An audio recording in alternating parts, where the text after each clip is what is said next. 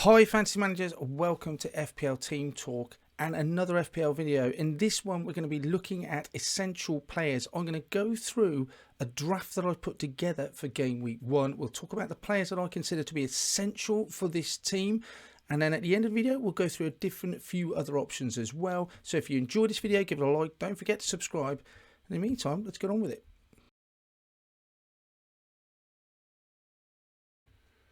Only 3 weeks away until the start of Premiership season, and there's a few gaps in my side I have undecided about. Goalkeeping is one of them. I'm going to go through a few options at the end, but I haven't nailed anyone yet that I would call, yep, he's absolutely nailed in my side. So let's have a look at some of the others. Reece James, I think, is absolutely nailed in my side. He's got decent fixtures there in the first few games. At 6 million, I think he's an absolute bargain. If you wanted to go for Chilwell, I could absolutely understand that. My favourite in terms of going for James is the fact that he's just so destructive. Going forward, he is just an animal. Look at that. Expected goals conceded, third. Absolutely brilliant. I know that he wasn't in that Chelsea side all the way through last season, but that's still a good defence that he's going to be a part of, and he's definitely going to strengthen that when he goes in there. Expected goals, 0.13. That ranked second amongst all defenders. Much better than the likes of Trent, much better than the likes of Robertson. Expected goal returns. And goal expected, again, for just assists, 0.35, that's really high. Only Trent was higher than that. Putting those ranks together, those that have hundreds of defenders, he just stands head and shoulders at 6 million as the player I want in my side. I don't think I'm going to negotiate with him. He's absolutely nailed on. If I go for Chilwell, it won't be because of James. It's going to be as well as James. So, first one, Reece James. Second one, fairly predictable, I think. It's got to be Trent Alexander-Arnold. He coming in. Great fixtures again, just Fulham, Palace, first 2 fixtures. Then you got Bournemouth in week 4, nailed in the heart of that, on the right hand side of that Liverpool defence. He just looks brilliant. Surprising when you're going through the figures, he's not that expected to get many goals. His goal involvement is good, but not in terms of goals. There's many assists, and he just ranks 1 in terms of assists, 0.4. That's per 90 minutes. That's insane. So we know how good he is at going forward. Goals conceded, Liverpool's second best defence. Trent at 7.5, most expensive defender, but still I would consider to be just an absolute bargain. Whether you go for Robertson as well or not, that's up to you. For me, I've got to compare the two. Robertson at 7 million, obviously a little bit cheaper. Second in terms of that goal conceded, playing for Liverpool naturally. Slightly more threat, only marginally. I think it's 0.07 for Trent, 0.08 for Robertson. So hardly anything in that at all. But he is, again, a goal-assisted threat, really good, 0.22, ranks 3 out of all defenders. If you put them alongside each other, it's very difficult to separate these two. Goals, expected goals, very similar, 0.08, 0.07, hardly anything there. Trent definitely has a better goal-assist threat than Robertson at 0.5. Points per 90, though, look at that. Robertson just edges him out, and goal involvement's 14 apiece there, hardly anything. You could argue that Robertson's going to get, he's got 0.5 less. Is he a better player to go for? Wouldn't think anyone's more nailed on than the other. I think they've both got equally as much chance of playing. They're both pretty much nailed on as first choices. I think if I was to go for one over the course of a season, I would expect Trent to outscore Robertson. Over the shorter format, maybe you could go for Robertson, save yourself 0.5. For me, I've put them down. I'm going to have one of them. Do I have 2 of them? That's the question, because they do. Do I want to take up 2 Liverpool slots in that defence? I could have the likes of Alisson in goal, but you've got to consider that there's also Diaz, there's Salah, do you have Nunez? Lots of other choices, but Robertson or Trent, one of them is absolutely nailed. Which one? Unsure of yet. Defensively, I haven't nailed anyone else. I've got absolute players that I want to look at, and I'll go through some of those later on. In midfield, I'm going to go with Saka at the moment. Even when I say he's essential, I think there is a debate about him. But if we go through some of his stats, the moment he is definitely in my side has been nailed down. Crystal Palace at home, Leicester away, then Bournemouth, Fulham looks like a lovely set of fixtures. 6th highest scoring player, that was really impressive.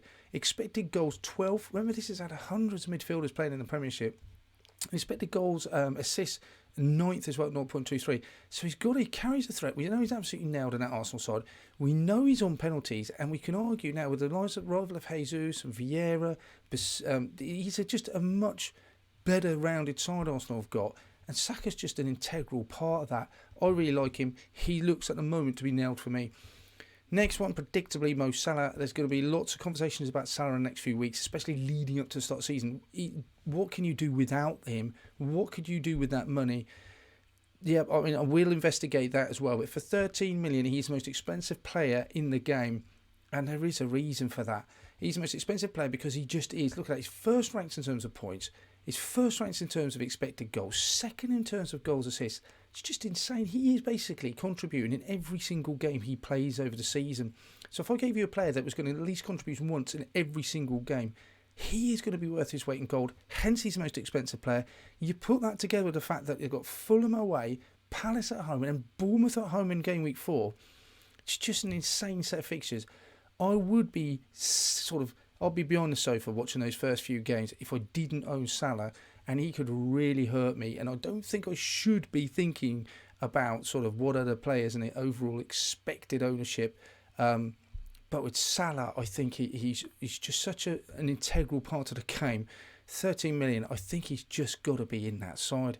On penalties, playing for Liverpool, nailed on with those fixtures. He's an absolute no-brainer. He has to be in there.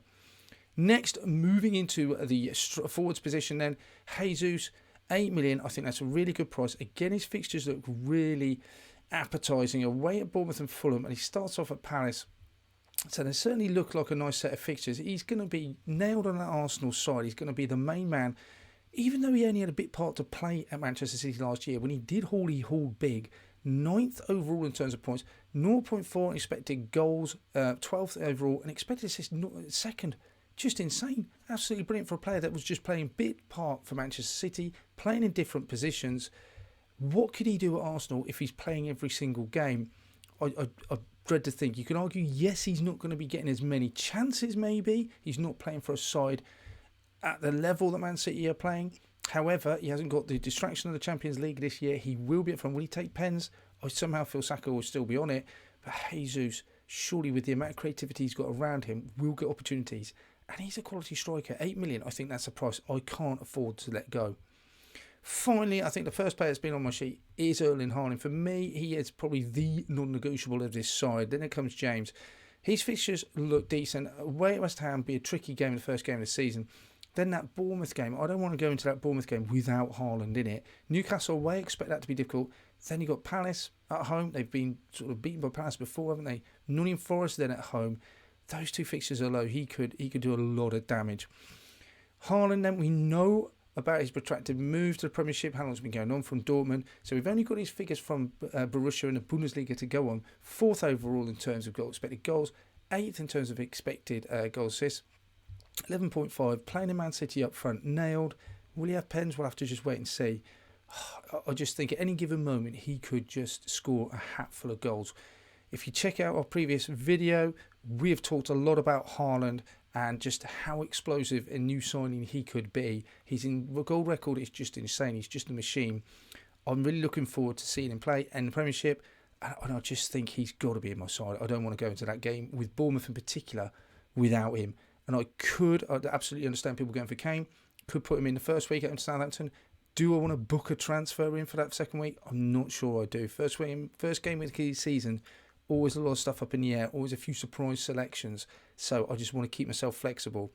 And in all honesty, I think Haaland is more than capable of returning at West Ham nonetheless.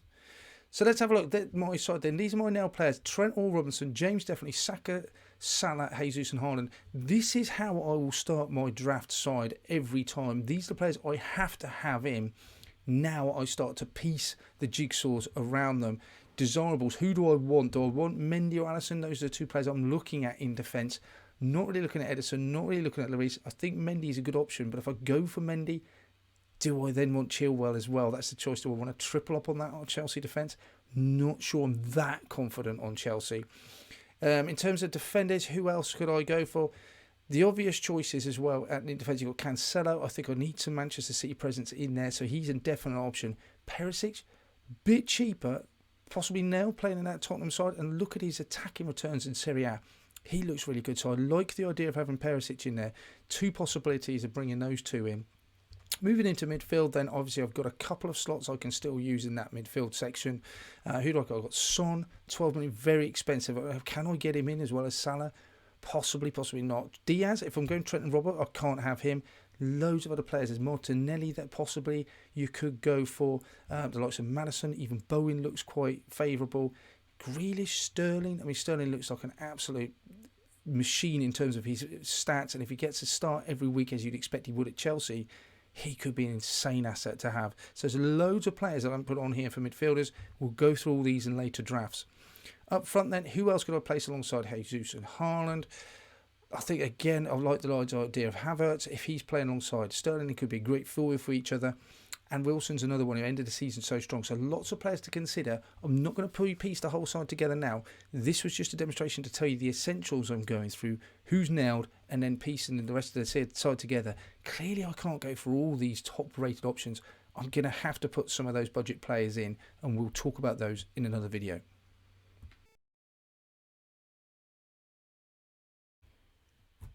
Thanks for watching, guys. I hope you enjoyed the video. Don't forget to hit that subscribe button. Click on that like button. We'll be coming back at you with some more drafts, new players that we're going to be looking at, comparisons.